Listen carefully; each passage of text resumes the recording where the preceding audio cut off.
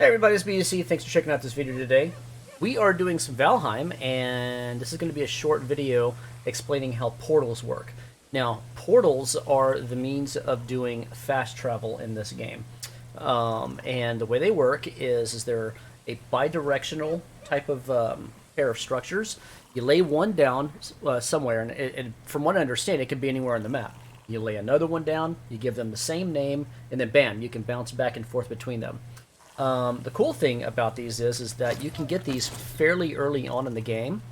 The requirements for building them are 10 Grey Dwarf Eyes, which we usually wind up with gobs of those things. Kill a bunch of Grey Dwarfs, and especially at night in the Black Forest, you'll have tons of them. 20 Fine Wood, and that's going to be found on taking down your birch trees. Those are the tall, skinny white ones. Those are the ones that produce your fine wood. And then Surtling cores.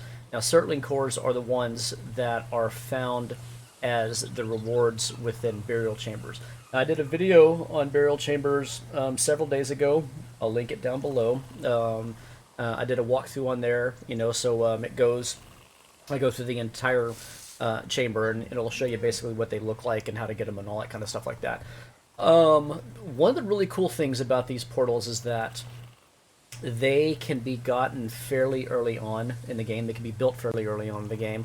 Not as a brand new player on day one type thing, but because the only real hang up here is getting the cores. You can get those while you're still on like a leather armor type setup. You don't have to be fully decked out in bronze or iron or whatever. You know what I mean? So you can go in there with a couple of buddies, take a couple of shields, and say some upgraded clubs or whatever, something like that, and then do battle with the skeletons and whatever inside the burial chambers, and then you can go and get your Surtling cores. So to set up one, I guess, conduit, or one, I don't know what the proper word here is for it, one circuit perhaps might be the more apropos word. You'll need 20 Grey Dwarf Eyes, 40 Fine Wood, which is, I don't know, several of those birch trees, and then 4 Surtling cores. And you can get those cores, 4 of those you should be able to easily get within one burial chamber trip. So it's pretty cool.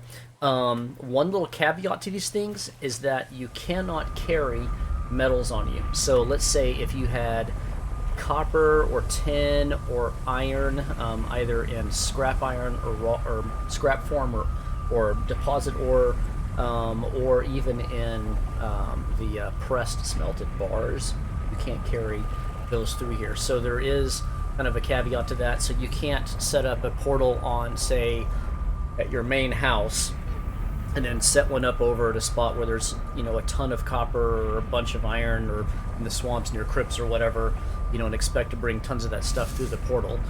If you're having to go to a different island, say, and mine a bunch of iron over there, or whatever you're trying to do, you have to freight it across via boat, or run it, or however the hell you're going to do it. I guess on another island you have to take a boat, so there you go. But anywho, that's the only real caveat to these things. Again, the names of them, they have to be identical, and you can only have 2 that are like that. Now, in our playing with these, because we set up a fairly extensive network of these on our server, in playing with these, it's important, once you start setting up multiple locations on the map, to make sure that you have some congruency in your naming system. Don't have 3 or more named the same, because it'll bust them, it'll disconnect them, and all that kind of stuff will cause problems.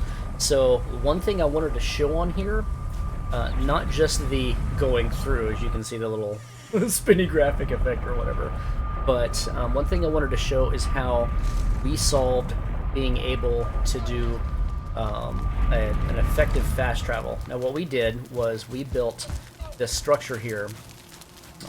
Ignore the structure itself, but we built this thing, and we kind of call it a portal hub. Think of it kind of like a network router. You have all of your portals coming into one central spot, and then they can go out. So it's kind of like a central hub. We have each of these up, and they're all uniquely labeled, and like for instance we have buddies' personal houses or cabins, or whatever, and then we start off with some of the other spot locations out here. Like for instance, we have a spot that we built called Desolation Point that is on a heavily swamp filled area, and it happens to be where the swamp boss is. And so we set up a portal going straight to there, to the house that we built in the swamps. This is just to kind of give you an example. You don't have to exactly copy this or build the exact same structure or anything like that, but just to give you kind of an example of how this works. So here I am now in the swamps, and we have a little house with a little docking area basically for a couple of boats to park in, and it is effectively a shipping port for iron that we get out of these crypts. Now it's obviously a long boat ride back, but at least we can fast travel here and we can go get stuff. And if there's a boat here, then it's a one-way trip on boat, and maybe somebody'd have to sail it back or whatever later. But anyway, you get kind of the idea. So that would be my recommendation for how to start doing a portal network, having a central hub somewhere. Say if you're playing on a server where it's a group of y'all that have a main house, and set up maybe a small little house over here, and then stack some of these portals together, make sure they're all individually named. I recommend placing signs, like this one for instance says Merchant Point, so it's kind of easy to tell where the hell you're going. There's our Merchant Point down there, and he's next to the merchant, of course.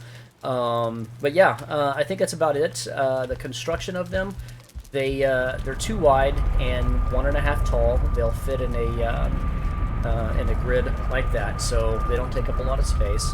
And let's say if you wanted to have one at a small house and not some big elaborate setup, you could do something like this whenever it pops up. You have something like, you can have the portal off and away from the house.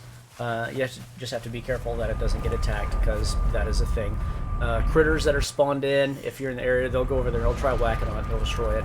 And that's one of the most annoying things when you're stuck and you have no way back. One other suggestion I wanted to give on portals, what we do is we have something called a temp respawn portal.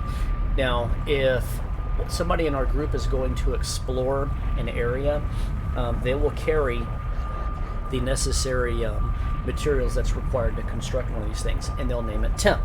And as you can see here, this one's tagged as temp. And so that winds up becoming a temporary way back, as kind of an interim portal type circuit, or or travel path, or whatever the right word is for that, in lieu of being able to later build or set up a proper camp and build a certain a specific house, and then setting up a portal there. It's kind of like a temporary type thing. It's not a bad idea to have something like this. It can also help facilitate for corpse recovery, those kinds of things like that. But otherwise, these things are pretty simple. I hope that helped. I hope that that helped explain to some of y'all, especially some of you guys out there that are newer to this game, that are looking at portals and stuff. I hope that kind of helped explain how these things work. They're very, very cool. Once you get a central hub set up where you can bounce all over the place, it's just fantastic. You don't have to sit there and run for 20 minutes from your house all the way to your buddy's house, or take a boat and sail across the ocean and risk it getting sunk, and so anyway, just a quick review. Materials to make them: 10 gray dwarf eyes, 20 fine wood, 2 Surtling cores, and the caveat to these is that you cannot carry ores or smelted metal bars across. You still have to do freight and cargo via shipping by boat. So otherwise, I hope that helps. Hope that gives some of y'all some ideas. So questions or comments, leave them below. Like and sub if you would, please. And hope you guys enjoyed it. Thank you very much.